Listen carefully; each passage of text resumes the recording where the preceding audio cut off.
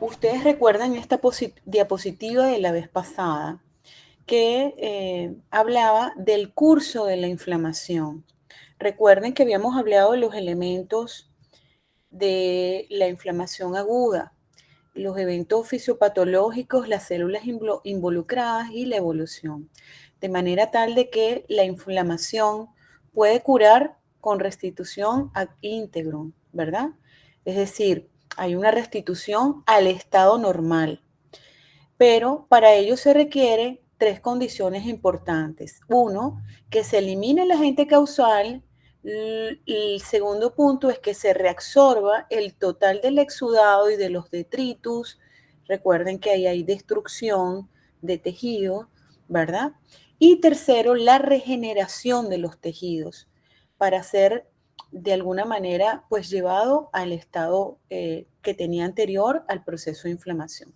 Si estas condiciones no se dan, entonces, por supuesto, no hay una curación completa o favorable.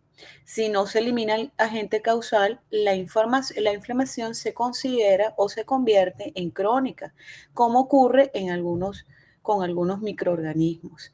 Y también puede haber fallas en la regeneración de los tejidos y eso va a llevar a un proceso reparativo que termina como una cicatriz, ¿verdad? Eso lo conversamos la vez pasada y creo que es uno de los puntos más importantes que ustedes deben tomar en consideración en relación a este tema. Entonces, fíjense estas premisas. La inflamación crónica se presenta cuando no se resuelve la inflamación aguda o se hace de evolución desordenada. En realidad, generalmente uno habla de inflamación crónica cuando ocurre en semanas y meses. La inflamación aguda y la inflamación crónica son extremos de un continuo evolutivo y pueden tener características superpuestas. Eso a veces lo definimos cuando en un proceso crónico vemos elementos de reagudización, eso puede ocurrir también. Por eso es que podría estar imbrincado. Luego, hay características muy importantes que tienen que ver con las células inflamatorias, características del estroma, ¿verdad? Donde se ocurre una proliferación de fibroblastos especialmente, que conlleva incluso a fibrosis. Y recordar que aun cuando esto puede ser un evento localizado, también puede progresar. Hay enfermedades crónicas que tienen afectación multiorgánica o de mayor extensión. Entonces, esto es un poquito más de lo mismo. La inflamación puede aparecer en las siguientes condiciones: infecciones persistentes, enfermedades inflamatorias con mecanismos inmunitarios. Esto es importante porque aquí hay un grupo de enfermedades que conlleva un proceso inflamatorio crónico de por vida. Por ejemplo, enfermedades autoinmunes como el lupus eritematoso sistémico, enfermedades de hipersensibilidad, etc. También se han descrito exposición prolongada a agentes de potencial tóxico, ¿ok? Como lo dije anteriormente, pues esto puede, la inflamación crónica está en el contexto desde el punto de vista de duración de semanas a años. Ahora, en relación al mecanismo patogenético, lo que se describe es que si la injuria persiste o recurre, como en algunos casos, entonces lo que ocurre es una serie de eventos que tienen que ver con la persistencia la persistencia de la liberación de mediadores químicos que van a producir una permeabilidad vascular incrementada, aumento del flujo vascular y, por supuesto, el reclutamiento de células inflamatorias a la zona problema, ¿verdad? Pero también se describe una proliferación de células estromales de poblaciones en donde están incluidas las células parenquimatosas y también células de soporte del tejido conectivo intersticial. Aquí juega un papel muy importante los fibroblastos. Entonces, aquí tenemos las células y mediadores de la inflamación crónica. El macrófago, así como los linfocitos, son las células fundamentales en este mecanismo.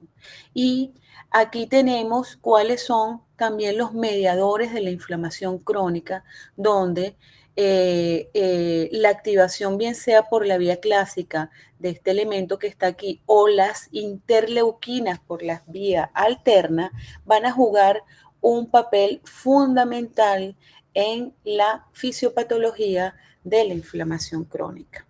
Aquí tenemos, fíjense cómo los linfocitos, que son una de las células predominantes en este tipo de inflamación, también está asociado a la aparición o a la liberación de mediadores químicos que van a conllevar al reclutamiento de células y activación de algunas citoquinas eh, para que se dé todo este ciclo de manera completa. También podemos ver en la inflamación crónica, por ejemplo, las enfermedades de hipersensibilidad que están más bien dirigidas por los eosinófilos. En este caso, generalmente las inmunoglobulinas están aumentadas.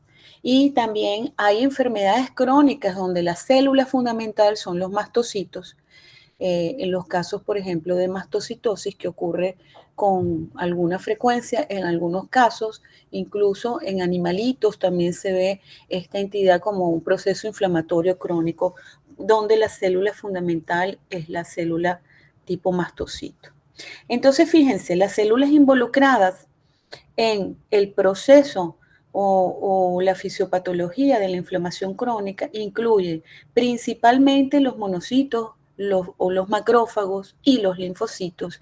También las células plasmáticas son células que se ven predominantemente en los procesos inflamatorios crónicos, pero si el proceso se ha reagudizado o se ha reactivado, como ocurre, por ejemplo, en los casos de la tuberculosis, que un paciente que tiene una enfermedad inflamatoria crónica que puede sufrir una reactivación, y entonces aquí vamos a tener toda esta gama de células acompañada muy probablemente con esta, o por ejemplo una enfermedad inmunomediada.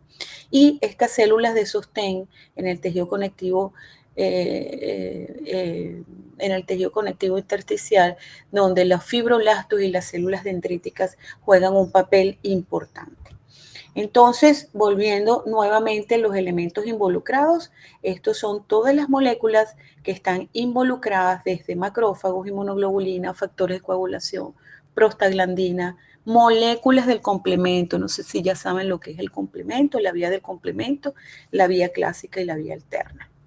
Aquí tenemos, por ejemplo, un ejemplo, valga la redundancia, de inflamación aguda. Esto es parénquima pulmonar, estos serían los septos alveolares y estos son los espacios alveolares que están repletos de células inflamatorias polimorfonucleares. Entonces estamos muy probablemente en presencia de una neumonía, de un evento agudo.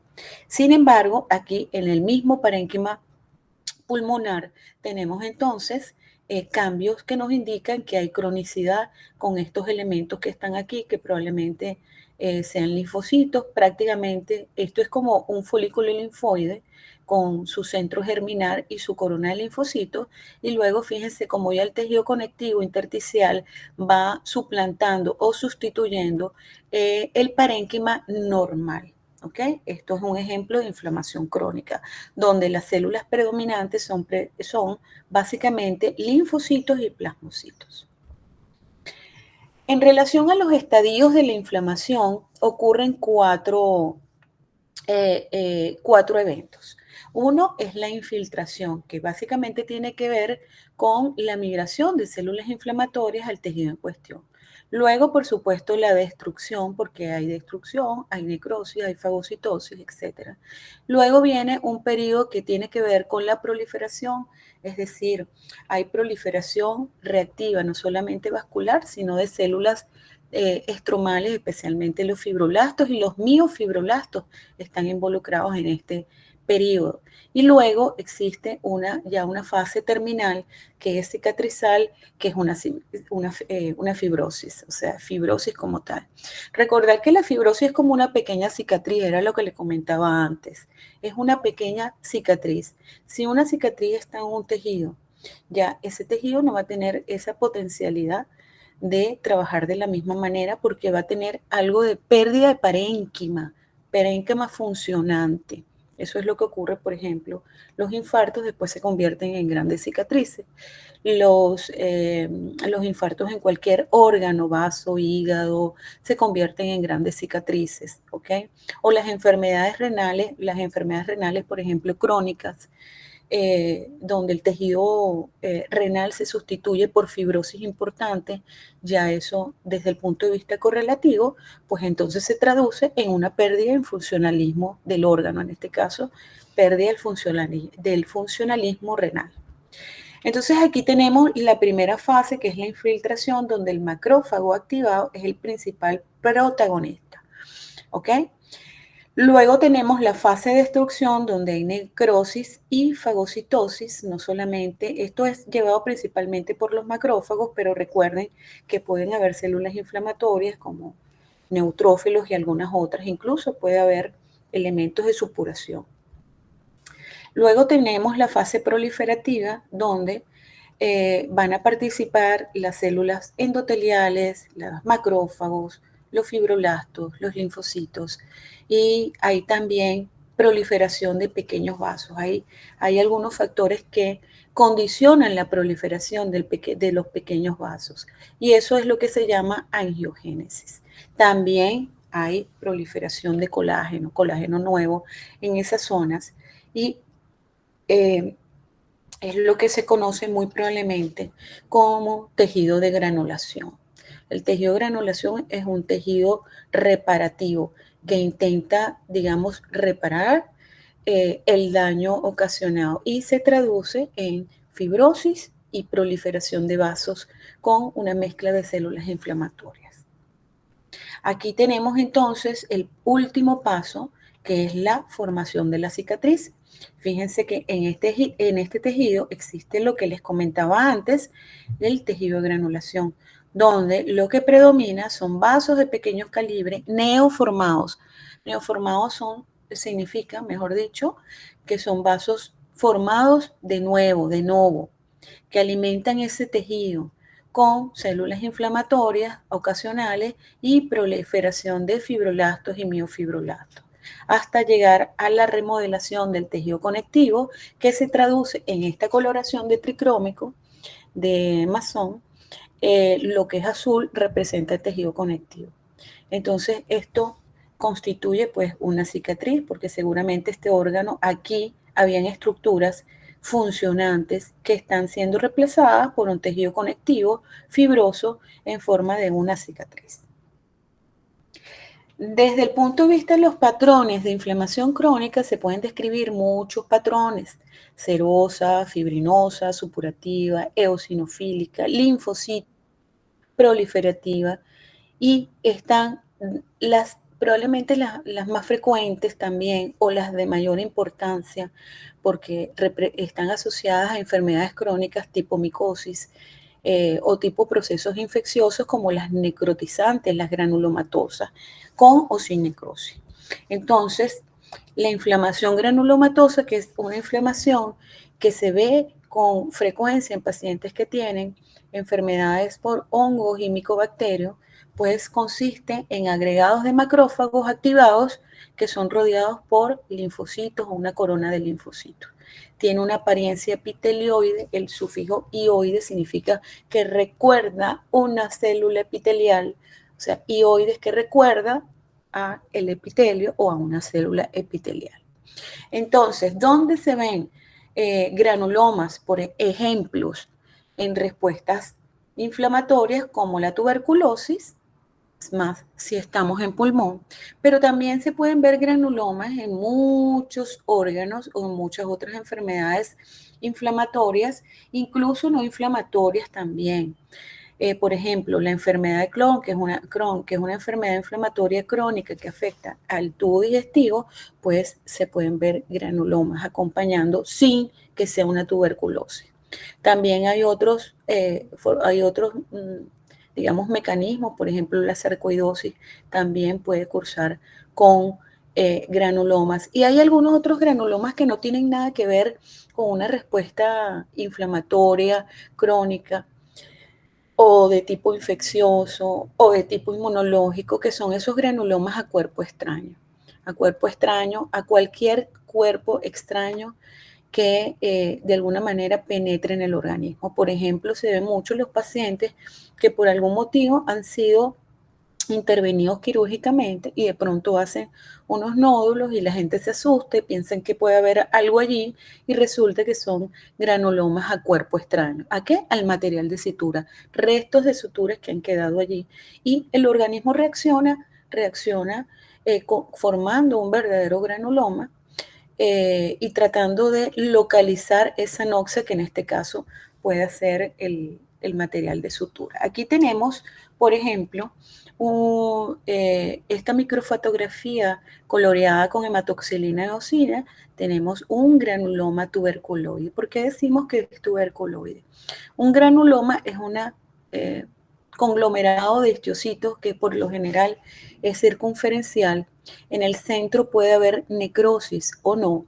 Está acompañado además de células inflamatorias.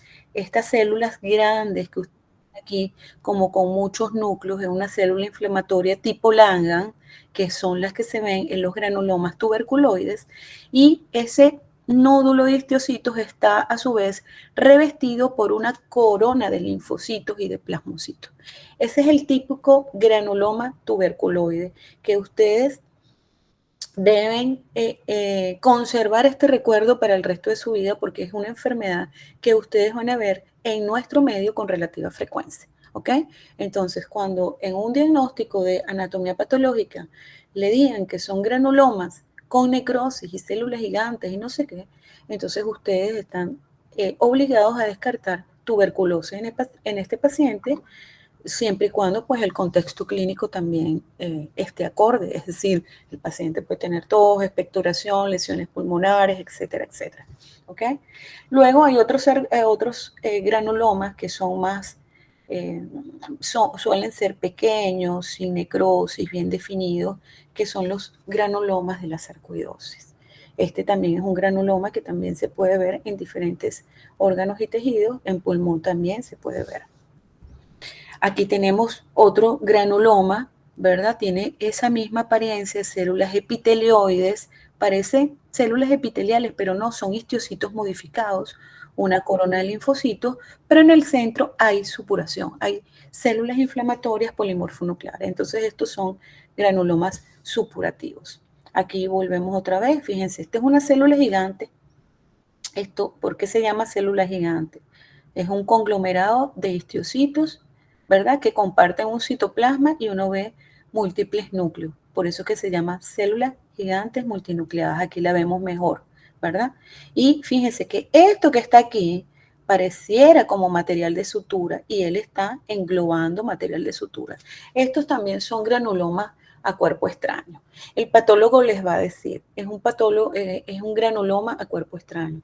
Entonces ya usted sabe que probablemente no tenga nada que ver con infecciones y con otro tipo de enfermedad, sino más bien con un cuerpo extraño que entró y el organismo reaccionó y hizo un pequeño granuloma. Aquí tenemos también, hay enfermedades que tienen un componente santogranulomatoso importante. Aquí tenemos con células gigantes multinucleadas, esto es piel, pero fíjense que aquí hay una formación de granulomas como tal, pero sí existe inflamación granulomatosa o santogranulomatosa. Aquí tenemos nuevamente una célula gigante multinucleada, fíjense, una célula que está englobando algo. Ella está englobando algo aquí, un cuerpo extraño. ¿Ok? Entonces, estos son células gigantes multinucleadas tipo cuerpo extraño.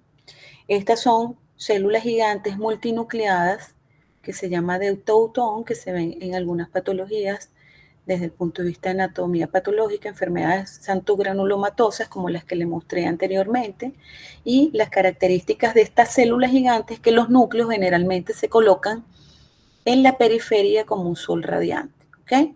Estas que están aquí.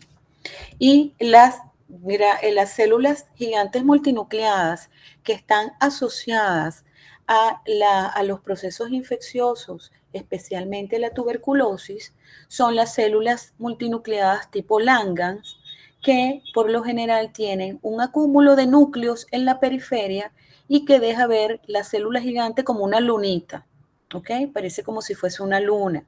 Entonces, esta es una célula gigante multinucleada tipo Langhans. Cuando nosotros vemos ese tipo de células, debemos sospechar o alertarnos que podría tratarse de una enfermedad inflamatoria crónica tipo tuberculosis. ¿Ok? Aquí tenemos, por ejemplo, un espécimen de autopsia con tuberculosis. Recuerden que, bueno, la tuberculosis tiene varias formas de presentación, generalmente afecta los ápices, pueden haber cavernas aquí, verdaderos segmentos ópticamente vacíos, huecos en realidad. Eh, y aquí tenemos también este aspecto blanquecino que lo da la cantidad de histocitos. Normalmente el parénquima debía ser, fíjense, como esta coloración, homogéneo. Estos son los vasos sanguíneos y estos son los elementos respiratorios que llegan hasta la zona más distal, hasta la zona pleural. Entonces, pero aquí vemos una gran caverna que si hay afectación de los ápices casi con seguridad, pues eso debe corresponder a una tuberculosis. Y esta es la otra forma de afectación, eso lo van a ver más adelante con más detenimiento, pero esto es un ejemplo de inflamación crónica, este es un espécimen de autopsia también, y todos estos puntitos que ustedes ven aquí es la forma miliar, es que es otra forma de diseminación de la tuberculosis. ¿Ok? Este es pulmón, este es el bloque cardiopulmonar. Y todos esos puntitos que están aquí blanquitos, cuando uno los biopsia, corresponden a granulomas tuberculoides, como los ven aquí. Esto es pulmón, esto es un granuloma, esto, y esto que está aquí también, ¿ves? Células epitelioides. Este no tiene necrosis central, pero sí tiene sus células epitelioides y su corona de linfocitos. A veces el paciente no tiene un sistema inmunocompetente bueno y, por ejemplo, los pacientes inmunosuprimidos, bien sea por alguna otro tipo de enfermedad crónica, la misma enfermedad que están padeciendo, los pacientes HIV positivos, a veces no hacen verdaderos granulomas, pero uno ve las células gigantes, el infiltrado inflamatorio, los histocitos, entonces ya uno debe sospechar de que se trata de una enfermedad granulomatosa. No se defienden bien, entonces no hacen un verdadero granuloma. Aquí tenemos un ejemplo de inflamación fibrinosa. También este es un espécimen pulmonar donde vemos como una malla blanquecina. Si uno hace histología de esta zona blanquecina, entonces uno ve edema, células inflamatorias, proliferación de pequeños vasos. ¿Okay? Esto se ve, este tipo de inflamación se ve frecuentemente en las superficies serosas de todos los revestimientos en los órganos. Aquí tenemos un ejemplo de inflamación crónica linfocitaria. ¿Ok? Fíjense, hacen verdaderos folículos linfoides. Entonces hay muchos órganos o tejidos que pueden padecer de una inflamación crónica que se llama linfocitaria y en algunos de esos órganos, por ejemplo, pueden ocurrir a partir de ese tipo de inflamación donde lo que predomina son verdaderos folículos linfoides en el tejido, pueden aparecer o está asociado a la aparición de otro tipo de lesiones que pueden, hematopoyéticas, que bueno, ya no las vamos a mencionar acá porque son varias, pero sí es importante reportar y prestar atención a este tipo de inflamación con cúmulos linfoides o folículos linfoides, como le quieran decir. Aquí tenemos, por ejemplo, una microfotografía de parénquima renal. Fíjense, estos corresponden a túbulos contorneados, túbulos contorneados. Y esto debería ser, los túbulos por supuesto están muy adosados uno al lado del otro. Y fíjense que están muy distendidos por la presencia de tejido fibroconectivo fibroso. Es decir, que esta zona probablemente ya hay pérdida de parénquima pulmonar funcionante. Esto es otra muestra de parénquima renal con la coloración llamada tricrómico de goma. El tricrómico, recuerden que tiene 3 colores, ¿no? Pero el verde va a colorear el tejido conectivo, ¿ok? Estos círculos que vemos acá representan glomérulos obsoletos. Ya son glomérulos que no están funcionando. Ya son glomérulos que son como una cicatriz. Entonces ya aquí hay pérdida de glomérulos y por tanto el ultrafiltrado no se va a dar de la mejor manera. Pero fíjense el tejido conectivo también, cómo está tan distendido por este verde, ¿ok? Y hay células inflamatorias aquí, predominantemente el linfoplasmocito. Esto es digamos, la microfotografía de una enfermedad renal ya crónica, importante, porque ya tanto el compartimiento glomerular como el compartimiento túbulo intersticial está severamente afectado por fibrosis. Esto es fibrosis. Y por supuesto, esto se traduce en que el paciente va a tener cifras de creatinina elevadas y quizá a lo mejor ya es candidato para tratamiento sustitutivo tipo hemodiálisis. ¿Okay? Hay otro contexto u otro tipo de inflamación, eh, digamos crónico, que son las úlceras. Ustedes ya van a empezar, a ver, yo no sé si ustedes ya están en el hospital, pero seguramente van a tener la oportunidad de ver muchos pacientes diabéticos con úlceras crónicas, que son difíciles de cerrar. Ellos tienen un problema con la microvasculatura y entonces esos tejidos son difíciles de que pudieran cerrar. Entonces una úlcera es una solución de continuidad que por lo general puede estar excavada y tener un fondo necrótico, ¿ok? Generalmente afecta la piel, pero también puede afectar a órganos internos. Generalmente las infecciones virales producen úlceras, especialmente en el aparato, en el sistema gastrointestinal, en el esófago, el virus herpes, el virus citomegalovirus, en el estómago, en fin, puede haber úlceras. Los tumores también pueden estar asociados a úlceras. Un tumor puede estar ulcerado. Es decir, que la úlcera puede ser la expresión de algo, una enfermedad benigna o una enfermedad incluso neoplásica. Entonces, lo que vemos en la úlcera predominantemente es fibrina, infiltrado inflamatorio crónico, acuérdense, linfocitos, macrófagos, plasmocitos. También puede haber células que expresen inflamación aguda, como polimorfonucleares, por ejemplo, y lo que yo les comentaba de tejido granulación en grado variable, que ya sabemos que el tejido granulación, cómo está constituido. Entonces aquí, fíjense, hay enfermedades en el aparato gastrointestinal que cursa con úlceras, por ejemplo, la enfermedad inflamatoria intestinal tipo rectocolitis ulcerativa cursa con úlceras, verdaderas úlceras en el intestino. Entonces, este es un segmento que está abierto y fíjense cómo está hemorrágico, cómo está erosionado y cómo está ulcerado. Este es un paciente muy probablemente con pie diabético, con una lesión ulcerativa. Y fíjense, este tejido rosadito que está aquí, esto es tejido de granulación. ¿Y por qué se ve rosadito? Bueno, porque eso está full de vasos. Vasos sanguíneos que tienen muchos glóbulos rojos, están ectásicos. Entonces, cuando uno ve una lesión ulcerativa y empieza a ver esto que está aquí, esto es tejido de granulación. Y este es el tejido de soporte para que esto empiece a cerrar. Aquí tenemos otra, esta está un poquito más desenfocada, pero lo que quiero que vean es este color rojizo que representa el tejido de granulación. Y estas zonitas aquí blanquecinas representa fibrina. Esto es fibrina. Esto muy probablemente es fibrina.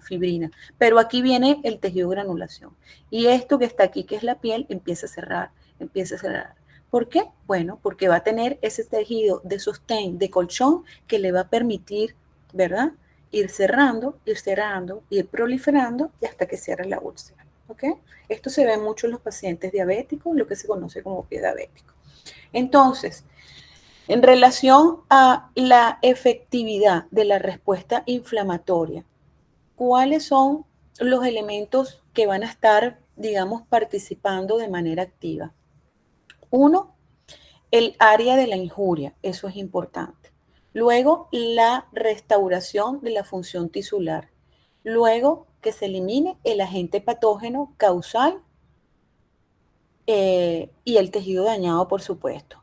Pero quiero decir en esta diapositiva que también todo va a depender del sistema inmunológico del paciente. ¿Ok? Eso es la respuesta per se de cada paciente es importante ante un efecto inflamatorio agudo o crónico. No todos responden de la misma manera. Todo va a depender de muchas otras cosas, pero especialmente de su sistema inmunológico. En definitiva, creo que esto es lo más importante que deben tener en cuenta con relación al proceso inflamatorio crónico. Yo creo que no hay ninguna otra diapositiva. Agradecimientos a ustedes por estar aquí en la mañana de hoy.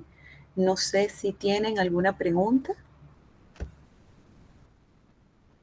Doctora, con respecto a los granulomas de cuerpo extraño, Ajá, en la lámina había aparecido bastantes que están centrados en o por lo menos que se veía en blanco en la lámina.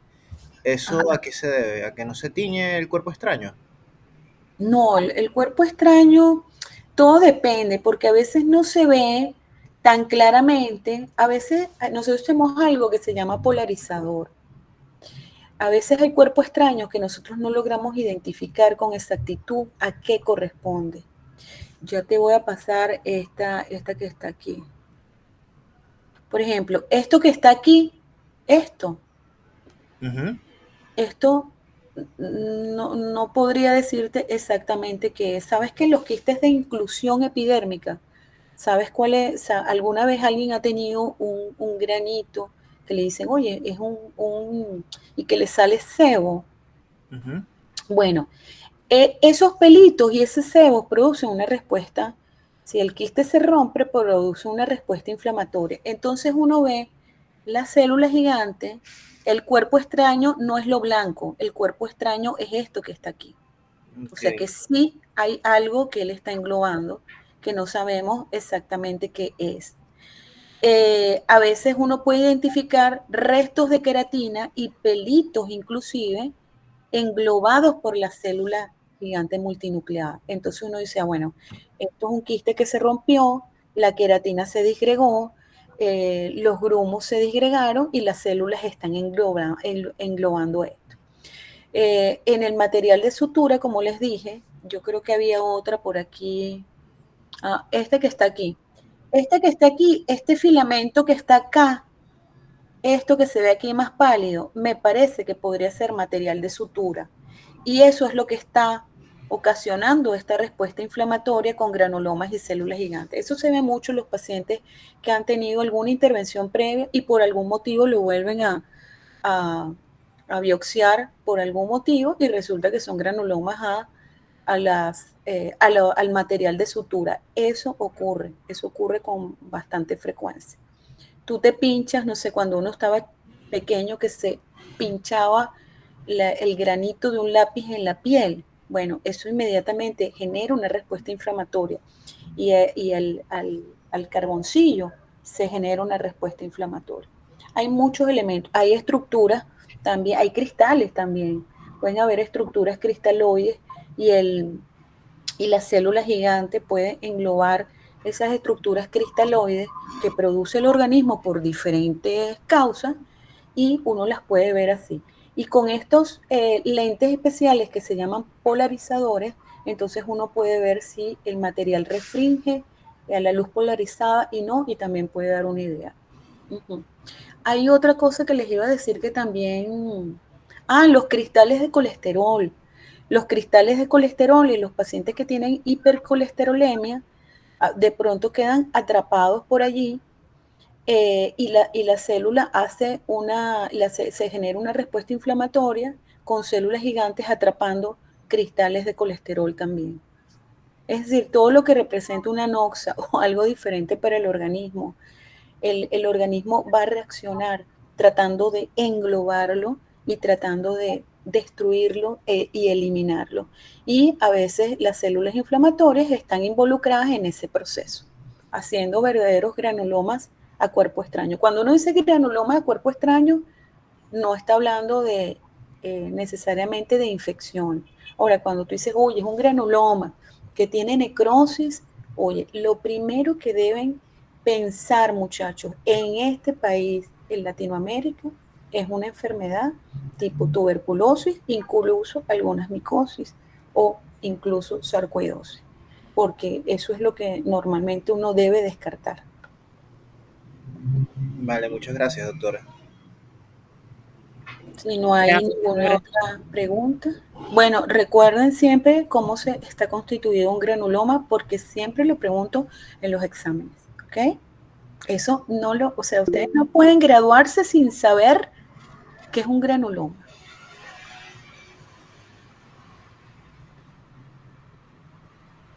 Ok, doctora, gracias.